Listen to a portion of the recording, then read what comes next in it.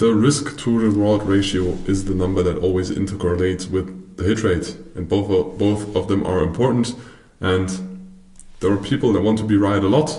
Most of them have a lower risk to reward ratio. Some people don't need to be right all the time, or it's enough if they are right 20% of the time. They have most of the time a bigger risk to reward ratio, so they have bigger profits, but also more losses or more frequent losses. The losses in total are not bigger, but they lose more often than they win, but the winners are way bigger. So it is a key figure that indicates the ratio between the expected profit and the possible losses of a trade. And in our trading strategy, we always know this in advance. So we know before we enter the trade, where's our exit in profit and where is our stop loss or risk calculation in the stop loss. And the stop loss is never moved. Never move the stop loss. It is used to avoid risk in trading operations or in trading decisions, financial decisions, because although you lose with a stop loss, you still protect yourself from further losses or the loss getting bigger. Because the bigger the loss gets, the more unlikely it is for you realizing that loss. So you need to define this in advance and then stick to it. It is, although you lose, it is about avoiding risk, because it is about avoiding further risk or further loss. But how do we calculate it? It is about dividing the potential profit by the initial risk you have in the trade. So you take the potential profit, you enter the trade. Before you enter the trade, you know where you want to get out of the trade. You know where your risk is or where your stop loss is. If you don't know those numbers, don't enter the trade. And you take the potential profit in absolute money calculated or points or ticks and divide it by the initial risk. Of course, you need to use the same metric for both, but what metric you use doesn't matter. Example, when a trade has a price target of 140, the entry price is 100, the exit price or stop loss in this case is 90, then the potential profit is 40 euros, because 140 minus 100, and the initial risk 100 minus 90 is 10. So you have a risk to reward ratio, it's the German letters, or chance risk valuation. Don't know if it makes sense in English. 40 euros divided by 10 euros, so you have a risk to reward ratio by 4 to 1. Here a small example. So if you have a setup like this and you made your analysis and you say I want to enter here, so there's your buy limit and there is your stop loss because you don't want the break of this low. Your stop loss is at 19,460.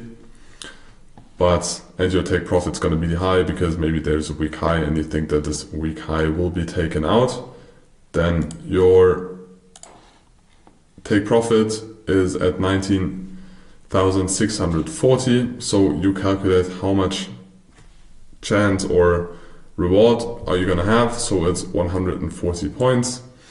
How much risk do you have? You divide your entry, or you subtract the stop loss price from your entry price. And then you have a risk of 40 points. So you divide the reward you get by the risk you will take, and then you will get a profit, not a profit factor, but a risk to reward ratio of 3.5. We understood it. Let us take a different example with business zones. So if you use the daily business zones, there's German text because we have thousands of screenshots of history with German text, because we did not expect to produce an international education product, but that's why some words in this presentation are German. So if you want to go short in here, because you say, okay, if you break in back to the balance, we want to go short if we have a close below here, then we have an entry at 5,810. You see it's the low of the business zones. You can also read it over here. So this is going to be our entry. Our stop loss going to be one tick above the high of the zone. It's a very aggressive way. So it's a way of lower hit rate but higher risk to reward ratio. We trade it without setups. You just trade simply the business zones. It is possible, and we tested it, and it's profitable in the liquid markets. Then you put your stop loss one tick above here, which is 5,814, as you can see here. And then you put your take profit one tick above the zone to the downside, So the zone ends at 87.75. So our take profit is going to be at 5788. So we have a chance, we have a risk. So we can calculate our risk to reward ratio. And we have a basic example, an Excel sheet, I think. Most of the software, by the way, nowadays, you can calculate this. So you just have in TradingView, but also in Sierra Chart, you have a risk to reward ratio where you just put your stop loss, put your entry, put your take profit, and then it will give you the numbers. But still, you should understand how those numbers are calculated. We used an Excel sheet, or in the beginning, because I learned from some people that are not 20, so they created an Excel sheet, because I think old people like or love Excel sheets. But you need to take into account your account size. Let's say you have a 100,000 euro account, because a lot of those products, if you trade the ES future, for example, are listed in dollar. You need to adapt the euro-dollar change rate. I think it is round about 1. Although when Trump won, most likely euro weakened. I had no check for the currency markets in the previous week, but most likely euro weakened and dollar strengthened. And how much do we risk per trade? Most people put in there 1%, but it is a lot. 1% per trade is a lot, because if you don't have a high hit rate, you can have losing streaks, 10, 15 trades, and that's going to be harsh for you. Then you can choose your product, because it depends on the product you trade. Here are different futures, but you can also calculate it with stocks. I think we will provide you this Excel sheet in Discord, but as I said, I think for me the most convenient way is to use it in the software. Then you will type in your entry. So our entry is at 5,810, our stop loss is at 5,814, and exit at 788. So we have a risk to reward ratio of 5.5. And then it will tell you how many contracts we can use with this account size trading the ES. If we change the product, for example, to the FDAX, the contract size is going to be different because the tick size per contract on the assets are different. So you can see the tick sizes in the contracts on here, but you can also find them on the internet. But that way you calculate how many contracts you use. So you need all those numbers. You need your account size, you need the foreign exchange rate between the two currencies of the product you trade and the product your account size is in. You need the risk you trade. I would suggest you to reduce this at the beginning to maybe 0.1 or even less, maybe in 0.01, because in the beginning most people tend to take more trades than they should take, so they make more trades. Most of the people lose money in the beginning, so you should reduce this risk to a minimum. And then you know your risk to reward ratio.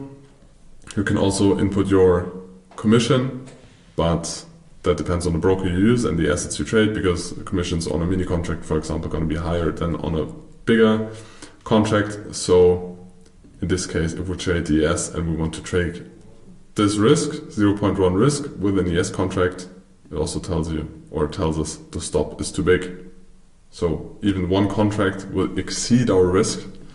So either we need to risk more, we need more capital, or I don't know if we implemented the MES, yes, or we take a micro contract, or just the asset class, or stock you're trading. If there are partials on the broker, maybe you need to choose a broker for stock trading with partials, or with futures you just take the micro contracts or mini contracts. And then you have all the numbers you have. So you have 88 ticks profit, 16 ticks stop loss, risk to reward of 5.5. You are allowed to take 5 micro contracts. In this case, you have $8 in commission. That's the one we set in here because I think that they are the commissions from interactive brokers. And this is going to be our profit and this is our risk.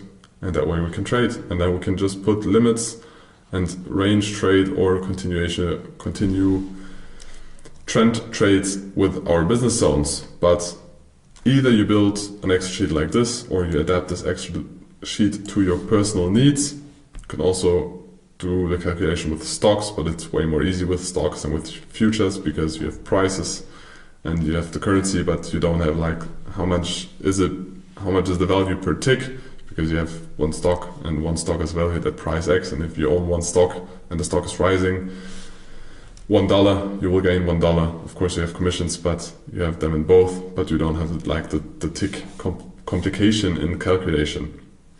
So play around with this Excel sheet and your trading style or your preferred trading style, and then use it for trading.